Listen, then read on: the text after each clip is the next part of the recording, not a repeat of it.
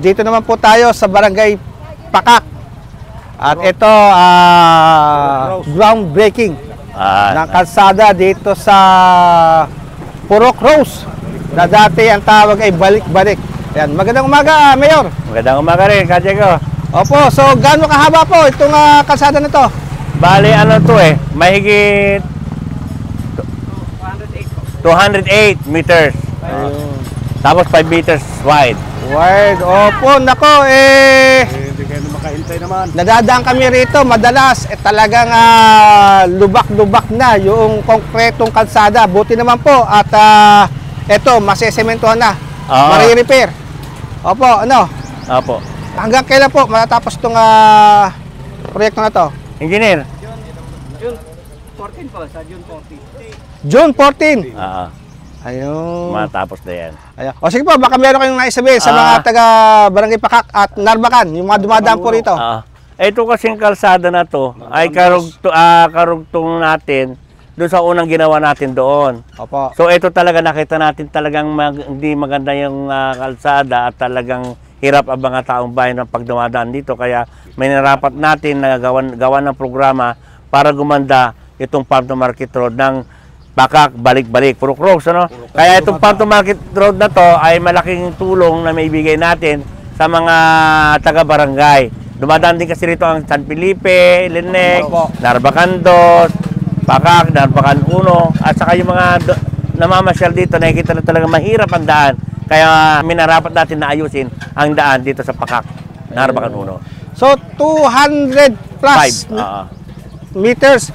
Parang kulang pa yung medyo kukulangin pa tayo, pero wag mag-alala ang mga kabarangay ko dito sa Pakak dahil nakaprograma pa rin po lahat yan.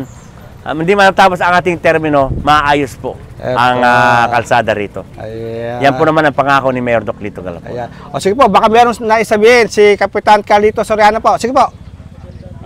Unang-unang magandang umaga po, Kajigo, at magandang umaga rin po sa ating puting mahal na Mayor si Lito Galapon.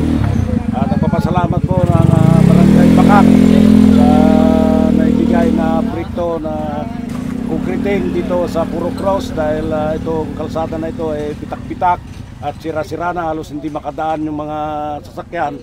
Kaya nakita ni Mayor yung problema, kaya mabilis na tinugunan. Ipinagawa itong kalsada namin dito sa Purok Rose, Barangay Pakak po. Maraming salamat po, Mayor. Kasi nga, sinasabi ni Mayor, mahal na mahal raw kayo.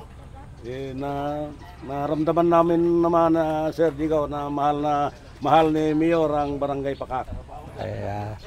Sige po, Mayor, baka meron ka pa mensahe. Okay. Mga kabarangay ko dito sa Barangay Pakak, ang inyong pong lingkod at ang Sangguniang Bayan, kasama ko sila. Magkatuwang po ang Mayor's Office at Sangguniang Bayan para po maganda ang kahinatnan ng ating mga programa.